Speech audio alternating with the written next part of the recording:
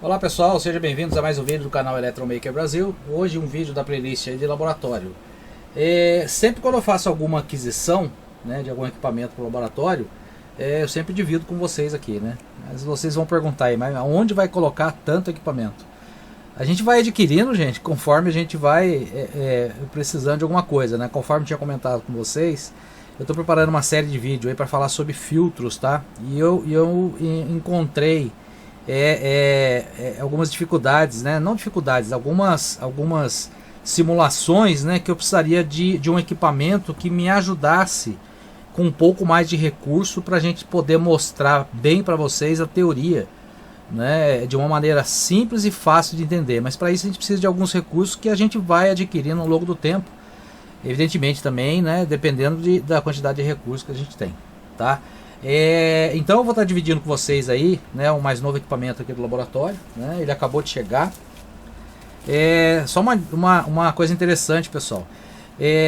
Geralmente compras, né, comprei pelo Mercado Livre, tá? Geralmente compras pelo Mercado Livre, né, vinham pelo correio, né? Agora eles têm uma outra modalidade de entrega que chama Mercado Envios. E eu andei pesquisando aí a respeito do que aconteceu, né? E eles tiveram alguns problemas aí de talvez entregar em local errado, porque na realidade são pessoas, né, físicas normais, não pessoas jurídicas, que são contratadas para fazer a entrega.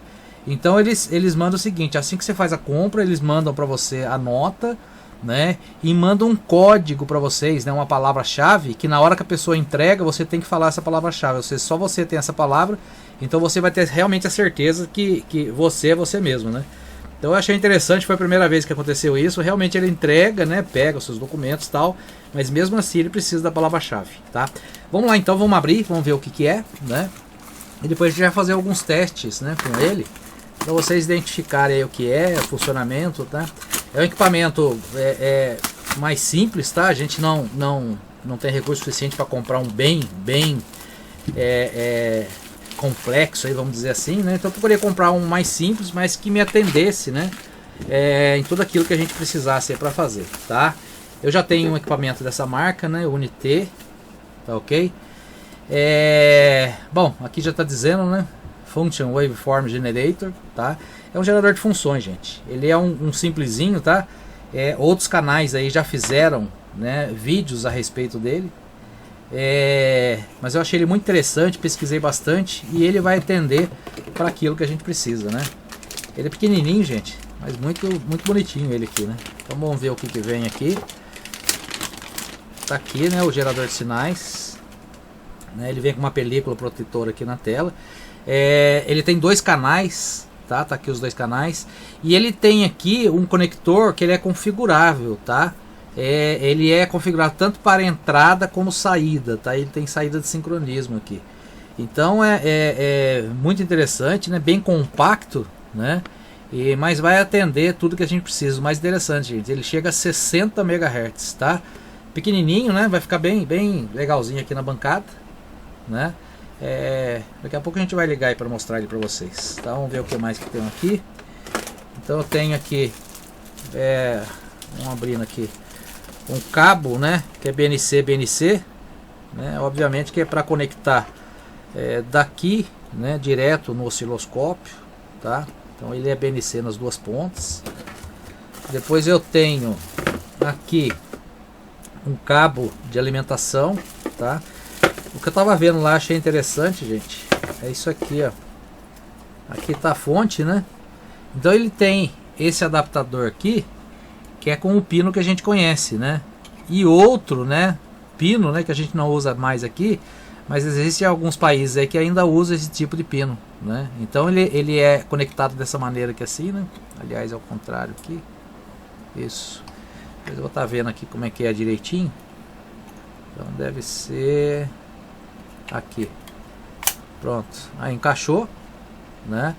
E aqui eu vou encaixar aqui, né, esse cabo USB para a alimentação dele, que é aqui, tá ok? Eu tenho uma chavinha liga e desliga, e eu tenho um cabo, né, tá aqui também. Não tem o cabo, não tem esse cabo.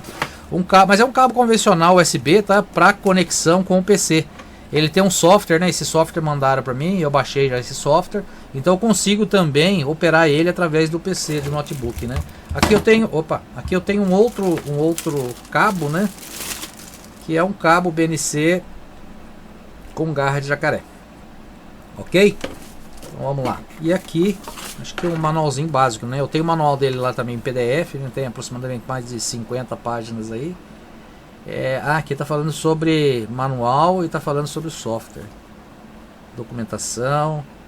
Aí tem o site aqui, né? Mas isso aí, pessoal, achei muito interessante, né, o equipamento, né? É um equipamento bastante versátil, né, apesar de pequeno, né?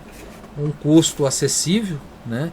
E que vai ajudar a gente bastante aí, né, nas experiências que a gente pretende fazer, tá? Eu vou dar uma geral na bancada aqui e aí a gente volta, né? Vai ligar ele e vamos fazer alguns testes com ele aí, né? Eu vou ter que aprender também a mexer com ele aí, né?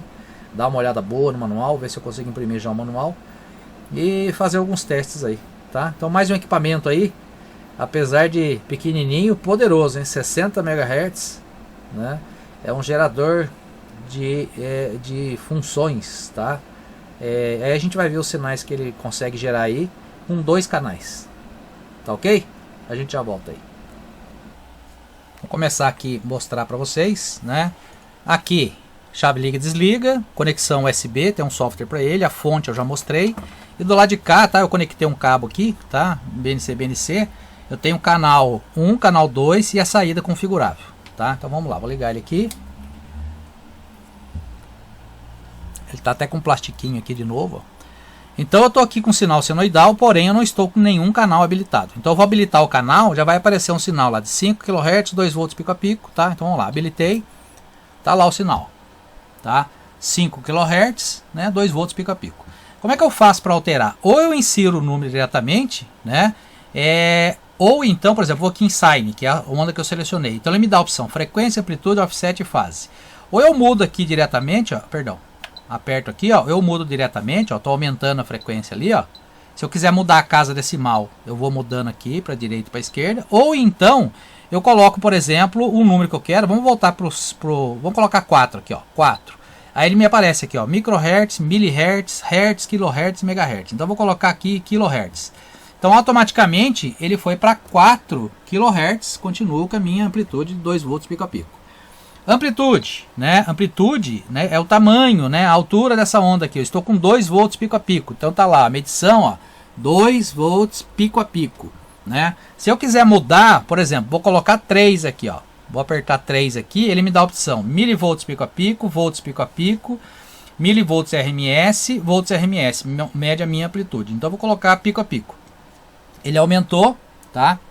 Deixa ele medir de novo, tá lá, os 3 volts pico a pico que eu tinha comentado. Deixa eu voltar para o 2 aqui, só para poder explicar de novo para vocês. Próximo, offset. Offset significa o quê? Aqui a onda, tá? A senoide ela começa em 0, tá? Tô lá meu 0, o sinalzinho de ND ali, ó. 0 vai ter o pico máximo positivo, 0 o pico máximo negativo, né? O offset significa o quê? Eu pegar esse 0 aqui, não deslocar o 0, mas jogar tantos volts para cima. Então o 0 tá aqui, ó. Né? Como eu estou 2 volts pico a pico, e estou na escala de 500 milivolts, então 500 mil, 500 mil, ou seja, 1000 milivolts 1 volts, 1000 milivolts 1 volt, 1 volt para cima, 1 volt para baixo, contando que aqui é o 0. Vamos colocar o meu offset em 1 volt, eu vou apertar aqui 1 volt, o que significa lá? Ele subiu, ó. Então, se você, só que a gente tem que jogar o trigger para cima, ó, para ele parar de correr, tá? Olha lá. Então significa o que, ó? A minha linha de 0, eu falei o que? Eu quero que o meu meio agora comece com 1 volt. Então na realidade é o seguinte, ele vai subir 1 volt para cima, acima de 1 volt, e 1 volt para baixo, abaixo de 1 volt. Então me mostra aonde, né, eu começo a desenhar o meu sinal, o offset de onde começa o meu sinal. Então eu vou voltar aqui para 0, né? Ele desceu de novo, baixar o trigger de novo aqui. E por último a fase, gente. Fase é interessante o seguinte, é onde eu começo a desenhar o meu sinal dentro da linha. Aqui, lembrar que a senoide, é formada por 360 graus. 0, né, 90, 180, 270, 360. Então vamos dizer o seguinte, eu quero que comece em 90 graus, tá? Eu vou apertar aqui o 9, ó, né, ele já me mostra a opção aqui que eu tenho dos 90. Então eu coloquei 90, significa o quê? Ele vai começar lá em cima o sinal. Aqui ele simplesmente vai deslocar o sinal um pouco para lá ou para cá, dependendo da fase que eu colocar. Mas aqui mostra o seguinte, ele começa a ser desenhado em 90, né, 180, 270, 360 e volta lá que seria o 0, onde ele começa, na realidade os 90 graus. Tá ok? Bom, a gente volta aqui para... Deixa eu voltar antes aqui, colocar minha fase 0 aqui de novo, tá? 0, pronto, ele voltou. Vamos para outras formas de onda agora. Bom, senoidal é onda quadrada, tá? Mudei aqui para onda quadrada, já mudou. A única diferença que tem aqui a mais é o Duty Cycle, né? Não sei se vocês lembram quando a gente falou de PWM, tem até um vídeo falando a respeito disso. É o tempo que ele fica em alto, o tempo em baixa. Aqui no caso, por exemplo, 50%. E eu posso alterar isso aqui, ó. Né? Lá 90% em alta, lá no osciloscópio. Né? Ou então, por exemplo, 10% em alta. Tá ok? Vou deixar no 50%, volto aqui para Wave. Pulso, tá? A diferença que tem, né? No pulso eu consigo controlar o tempo de subida, rise time e o fall time, tá? Ou seja, se eu mudar aqui, ó, o tempo de descida, significa o quê? Quanto tempo, né, em nanosegundos aqui, ele demora para subir. Essa rampa ela pode ser mais reta aqui ou mais inclinada, tá ok? Voltando lá para minha forma de onda, eu tenho rampa, né, que é o sinal triangular. Eu consigo mexer na simetria, ali no caso está 50%. Se eu diminuir aqui, ó, eu diminuo a diferença que tem entre o tempo de subida e o tempo de descida, né? 50%. Eu tenho lá minha onda triangular. Se eu diminuir aqui, eu posso chegar até no dente de serra, lá, certo? Vou voltar aqui para o meu 50%. Volto aqui. Ondas arbitrárias, tá, gente? Os tipos de onda que eu posso ter, tá? Então eu vou aqui no arquivo de onda arbitrária, tá? No arquivo interno, só para mostrar para vocês a quantidade de sinal que eu tenho. Eu não vou nem ler esses sinais, mas só para vocês verem, tá? Eu vou mudando aqui, vocês vão dando uma olhada lá, ó. Certo ou não?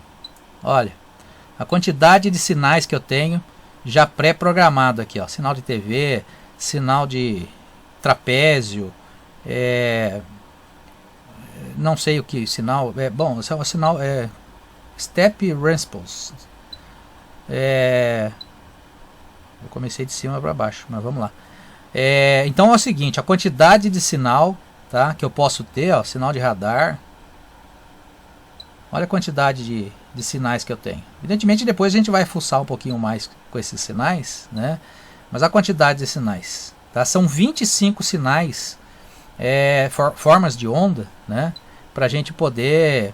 Até isso aqui é interessante, gente, ó. Isso aí é batimento cardíaco, ó.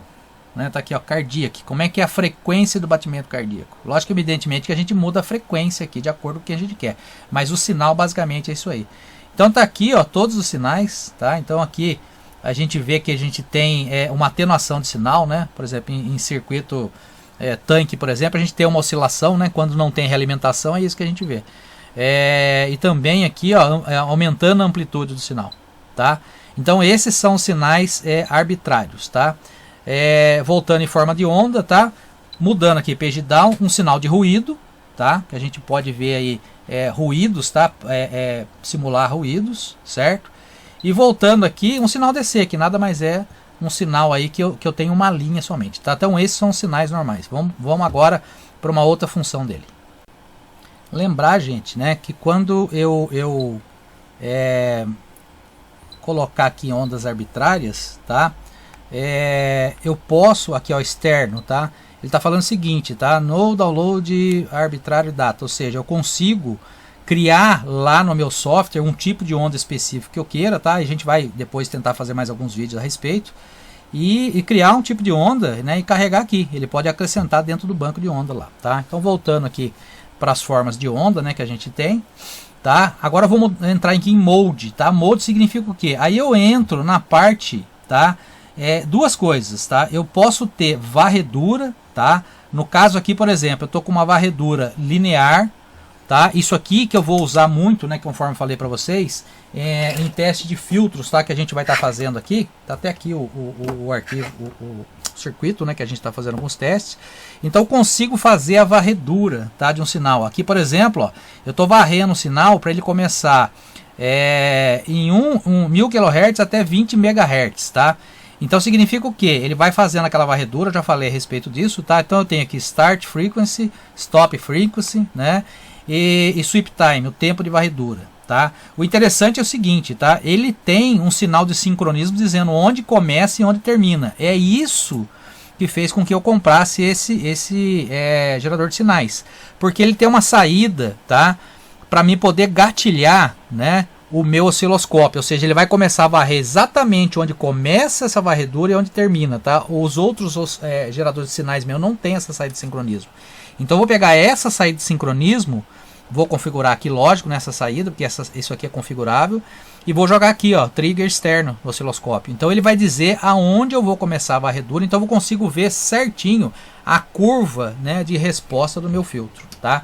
Então isso aqui é um tipo de recurso, né, que ele tem a mais. Depois eu tenho as modulações, gente, né?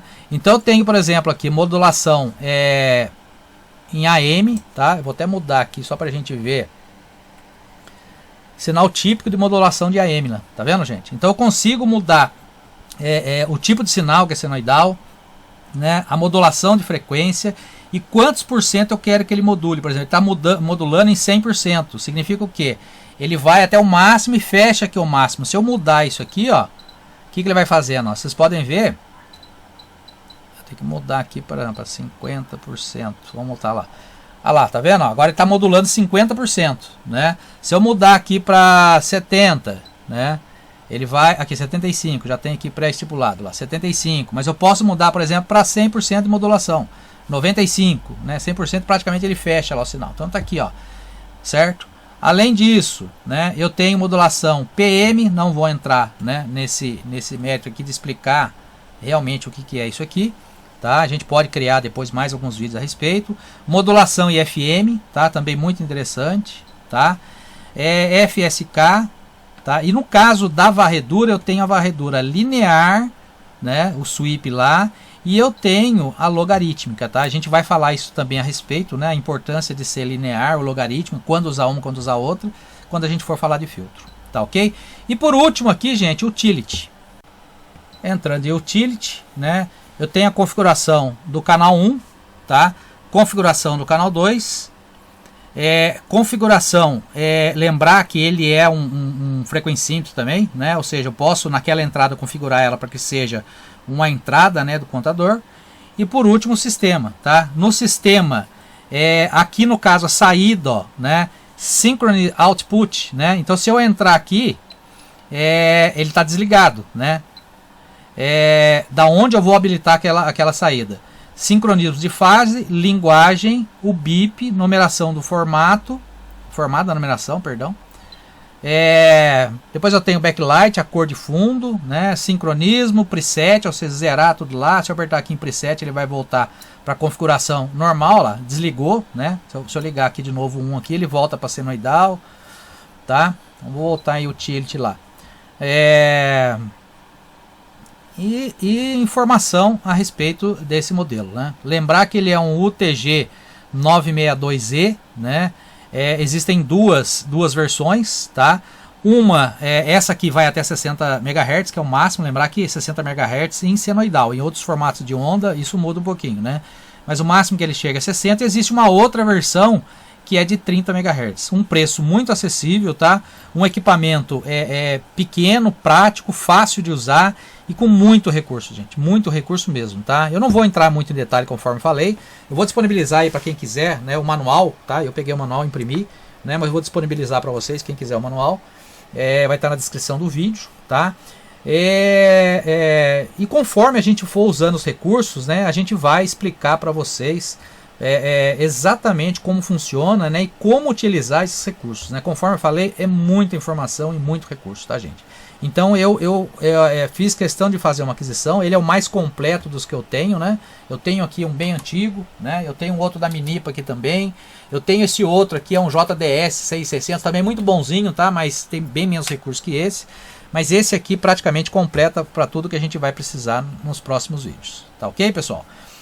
Para aqueles que não são inscritos, faça inscrição no canal, né? Deixe o seu joinha aí. Para aqueles que são inscritos, né? Deixe o seu joinha também, deixe o seu like, faça os comentários e qualquer dúvida, gente, a gente vai estar podendo responder para vocês aí, tá ok? Muito obrigado por acompanhar o canal, fiquem com Deus, até o próximo vídeo.